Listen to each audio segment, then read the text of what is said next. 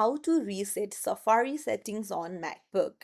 Hey everyone, welcome back to the channel. If you are new here, don't forget to hit the subscribe button and turn on the notification bell to not miss any updates. So, do you want to reset Safari on your Mac?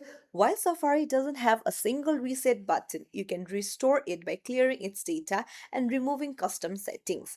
First, open up Safari and then you need to go to Safari tab at the top, click on it, and you can see clear history option. You can tap on that, and then you can choose last hour, today and yesterday, or all history. So you can choose all history, and this way you can remove all of your history.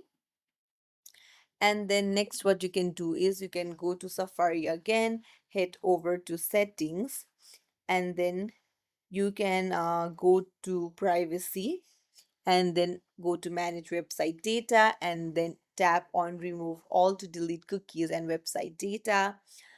Similarly, you can go to extensions and then if there are any extensions, remove it all or uninstall, disable the ones you don't need, and then you can go to general tab and then you can customize like your preference like back to your liking, and then Safari will much closer be to your default state and may run more smoothly.